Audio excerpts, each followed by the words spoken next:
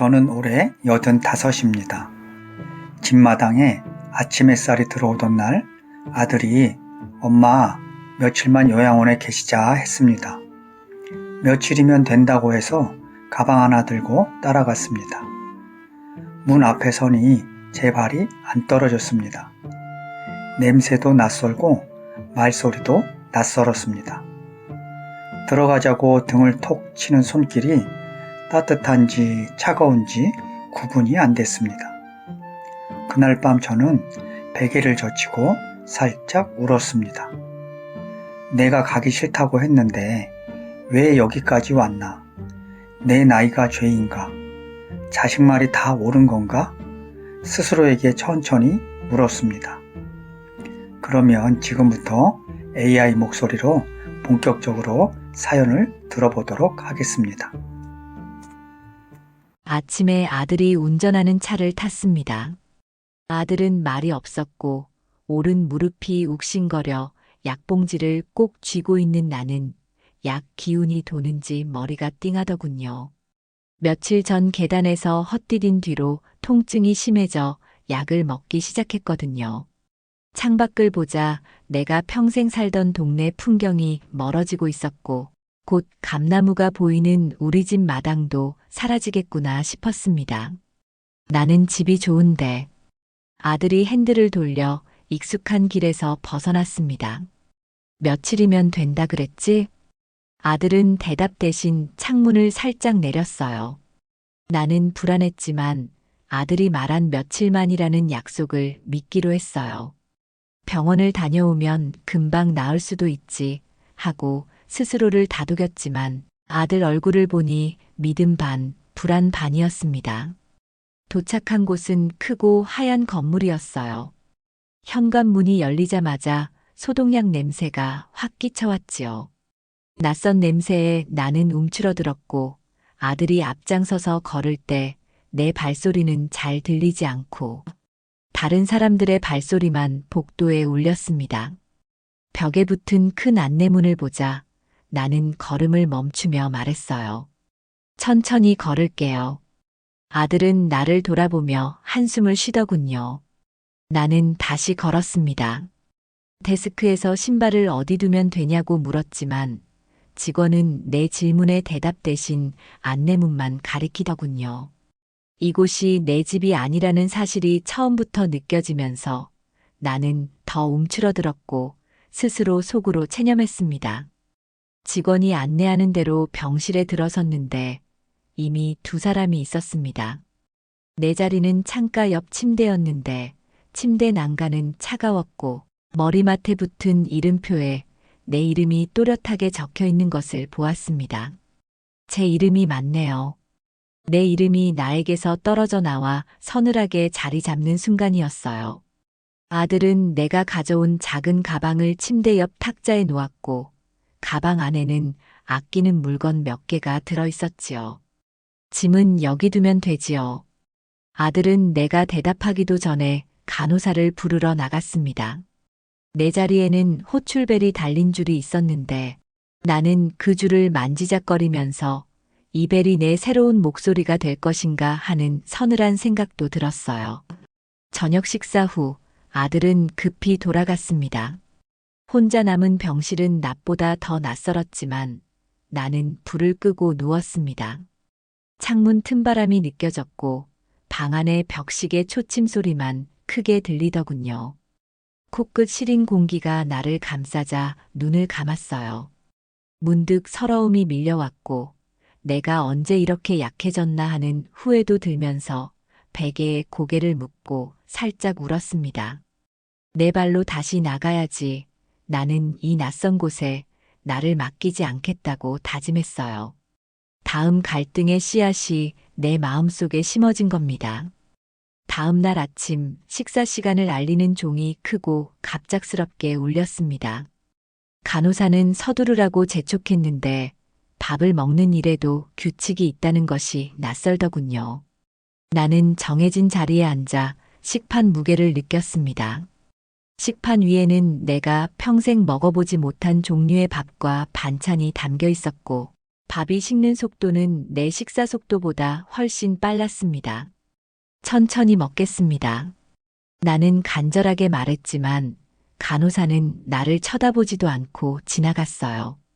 위가 놀랄까 걱정이더군요. 옆자리 어르신은 숟가락질이 매우 느렸고 그분의 식사가 내 식판으로 넘어올까봐 나는 마음이 바빴습니다. 빨리 먹어야 한다는 강박에 짓눌려 나는 밥 한 숟가락을 넘기는 것도 마음대로 할 수 없다는 사실에 숨이 막혔어요. 자유롭지 못한 상황이 식사 시간부터 시작된 거죠. 개인의 공간과 사생활은 완전히 사라졌습니다. 화장실 문도 잠글 수 없는 구조였기에 내가 평생 지켜온 수치심이 무너지는 것을 느꼈어요.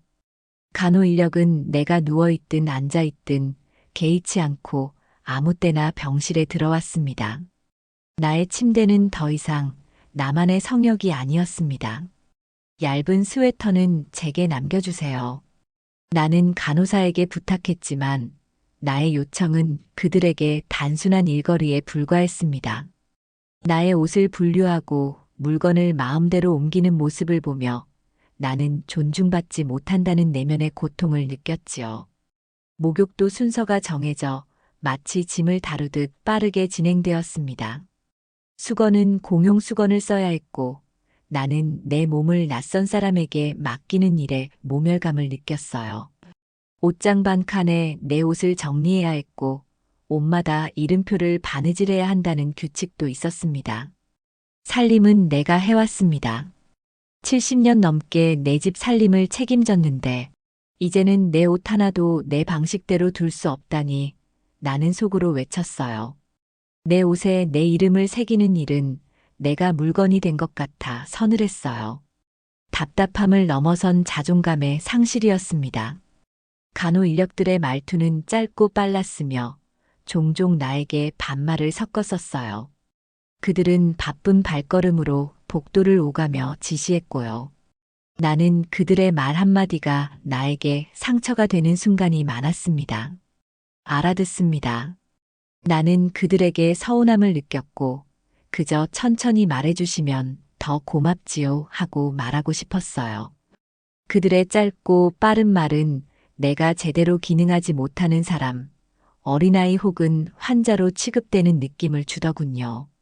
그들의 바쁜 발걸음 소리는 나를 더욱 작게 만들면서 내가 여기에 불필요한 존재가 된 것 같은 고통을 안겨주었습니다. 가장 힘든 것은 밤이었습니다.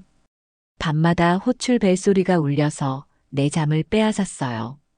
귀마개를 하고 싶었지만 이곳에는 없었고 벨소리가 들릴 때마다 나는 무섭습니다 하고 속으로 중얼거렸습니다. 복도에는 불빛이 항상 켜져 있어 나는 제대로 잠들 수 없었어요. 코끝 시린 공기 속에서 지침을 느꼈고 잠을 빼앗기는 환경은 나의 정신력마저 갉아먹더군요. 나는 점차 예민해지고 자유로운 수면의 소중함을 뼈저리게 느꼈습니다. 시청자 여러분이라면 이 낯선 곳에서 나를 위해 가장 먼저 지키고 싶었던 것은 무엇이었을까요? 내 옷을 내가 정리하는 일이었을까요? 아니면 밤잠을 방해받지 않을 자유였을까요? 며칠 뒤 아들이 면회를 왔습니다.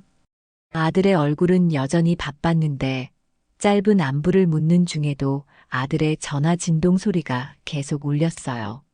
아들은 곁눈질로 시계를 보면서 그 시계가 내가 이곳에 머무를 수 있는 시간을 재는 것 같았어요.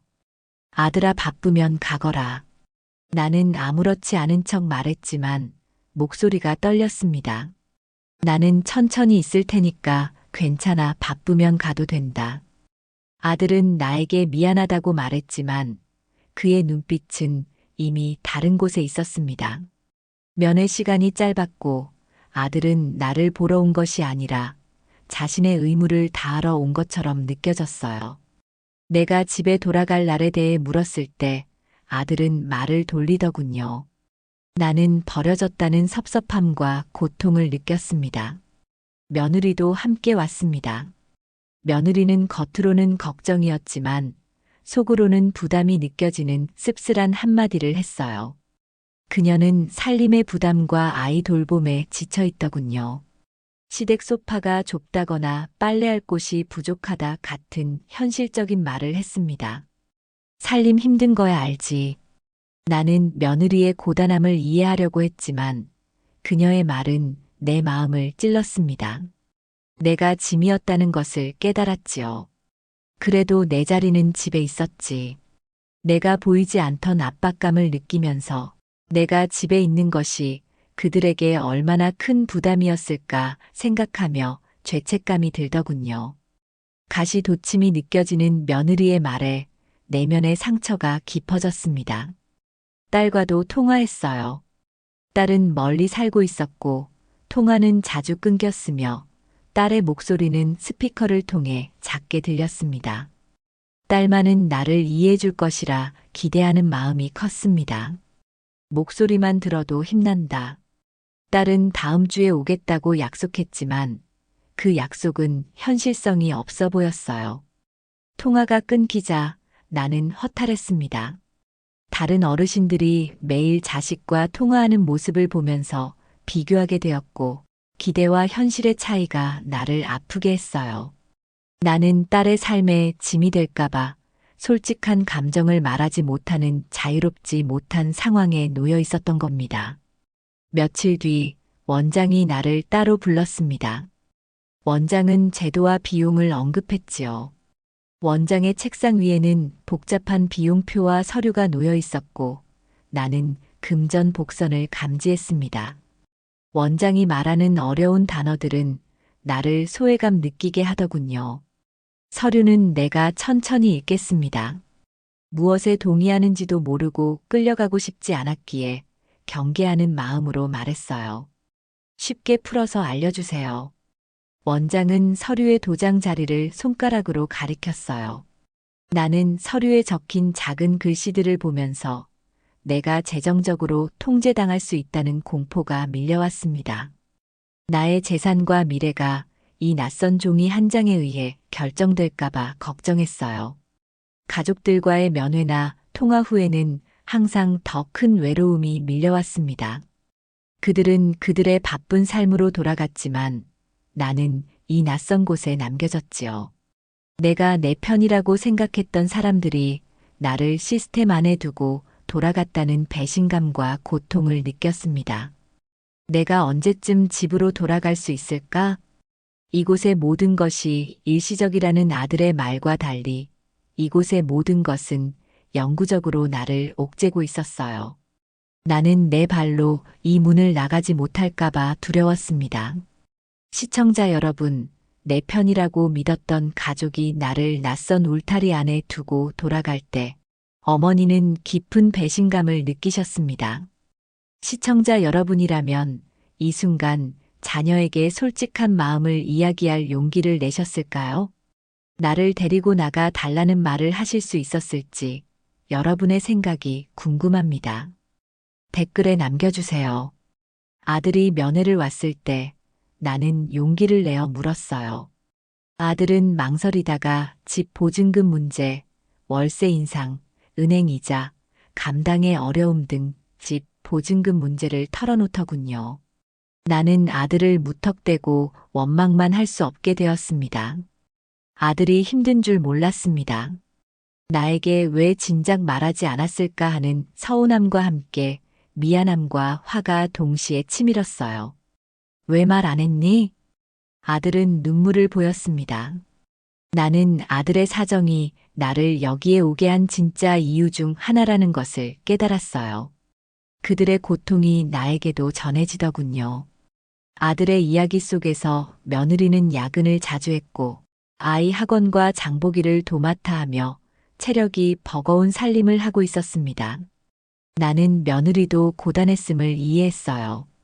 그동안 수고했구나. 나는 이해와 서운함이 뒤섞인 감정을 느꼈습니다. 그래도 말은 곱게 하자.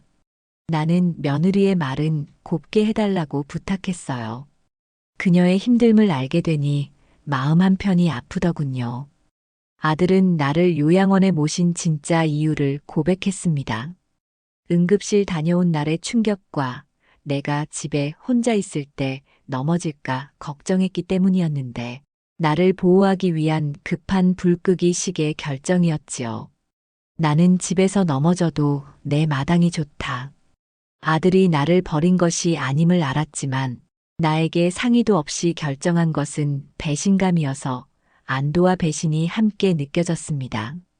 방법을 같이 찾자. 우리는 가족이라는 사실을 다시 한번 확인하며 나는 아들에게 말했어요. 아들의 사정을 듣고 나는 수동에서 능동으로 전환해야겠다고 다짐했습니다. 내가 약한 척만 한 듯 하다는 생각이 들더군요. 나는 바로 노트를 마련하고 하루 계획을 짜기 시작했습니다.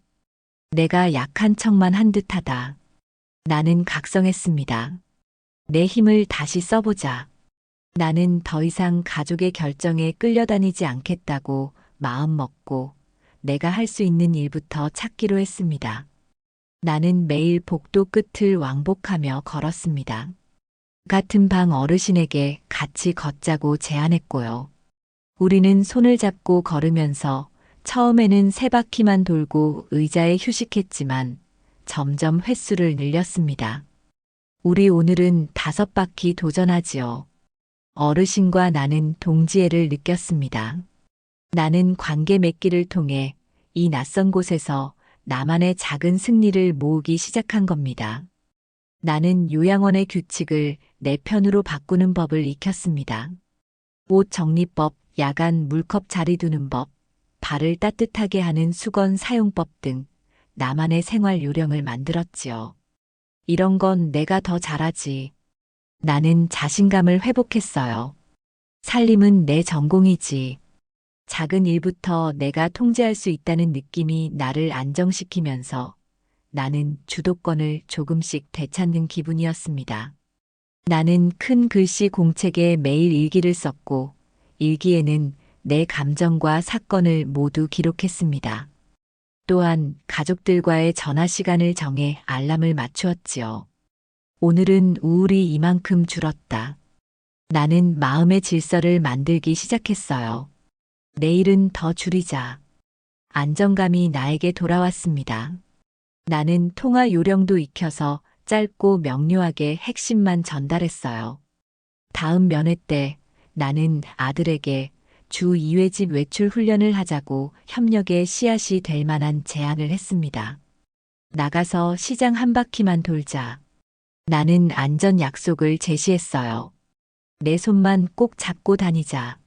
아들은 처음에는 놀랐지만 내 진지한 모습에 동의했어요. 이것이 집으로 돌아가기 위한 첫걸음이 될 것임을 알았기에 나는 기대를 품었습니다. 어느 날 원장이 중요한 서류라며 서명을 요구하더군요. 나는 서류를 읽으려고 했지만 작은 글씨 조항이 너무 많았기에 원장은 도장을 재촉하며 보호자가 대리 서명해도 된다고 했습니다. 나는 속이는 건 없는지 의심을 품었어요. 원장님 글씨를 키워서 읽어주세요. 나는 단호하게 말했어요. 서두르면 실수합니다. 나는 위험 신호를 감지했어요. 서류와 돈에 대한 경계심이 다시 살아났습니다. 며칠 뒤 추가 비용을 요구하는 청구서가 나왔습니다. 항목이 늘어났고 설명은 모호했기에 나는 부당함을 느꼈습니다. 항목마다 이유를 들려주세요. 나는 분노를 억제하며 말했습니다. 나도 숫자는 셀 수 있습니다. 내가 이해할 수 없는 청구에 대해서는 지불할 수 없다고 주장하며 간호사에게 모순을 짚었어요. 나는 복도 의자 모임에서 같은 일을 겪은 다른 어르신들과 이야기했습니다. 우리는 서로의 영수증을 비교했고요. 모두들 비슷한 경험을 하고 있더군요. 우리 같이 정리해보고 원장께 차분히 묻자. 우리는 함께 용기를 얻었고 혼자가 아니라는 사실이 큰 힘이 되었기에 나는 어르신들에게 연대를 제안했습니다. 나는 노트의 날짜, 시간, 담당자, 그리고 영수증 촬영까지 증거를 모두 기록하기 시작했습니다. 오늘 기록은 여기까지. 나는 침착하게 대응했습니다. 내일은 더 분명히 묻자. 나는 더 이상 끌려다니지 않고 대등한 위치에서 대화할 준비를 하며 질문 목록을 만들었습니다. 나는 아들에게 요양원 문제와 집으로 돌아가기 위한 계획을 이야기했어요. 아들과 나는 식탁 등받이에 기대어 앉아 돋보기를 쓰고 볼펜 두 자루를 들고 줄을 그으며 서류를 같이 읽자고 약속했어요. 화내지 말자. 감정 아닌 사실로 이야기하는 것이 중요했기에 나는 아들에게 말했습니다. 나는 집으로 돌아가기 위한 현실적인 계획을 제시했어요. 집에 미끄럼 방지 매트 설치, 손잡이 설치, 그리고 아들과 며느리의 주 3회 방문 약속이었습니다. 이 조건이면 나는 집에서 살 수 있다. 나는 희망을 가지고 말했어요. 너도 편해질 것이다. 서로가 편해질 수 있는 방법을 찾자는 것이 내 제안의 핵심이었지요. 아들은 마침내 내 제안을 받아들였습니다. 아들과 함께 요양원 원장과 만났습니다. 우리는 기록한 증거를 제시하며 잘못된 청구를 바로잡았어요. 환불 내역과 수납 영수증을 꼼꼼하게 확인했고요. 나는 후련함을 느끼며 원장에게 말했습니다. 잘못은 바로잡자. 끝은 맑게 하자. 일정표를 확인하면서 퇴소 일정을 확정했지요. 나는 요양원을 떠나기 전 다른 어르신들에게 내가 겪은 일과 따뜻한 단호함을 전했습니다. 천천히 읽고 모르면 묻고 기록하고 서명은 마지막에 하자. 그들이 나처럼 용기를 낼 수 있도록 돕고 싶었기에 나는 서류 읽는 순서와 질문 목록을 알려주었습니다. 드디어 집으로 돌아왔습니다. 마당 바람 냄새가 좋았고 아침 주방에서는 된장국 냄새가 났습니다. 나는 묵은지 한 점을 밥 위에 올려 먹었어요. 집은 내 속도로 숨쉬게 해준다.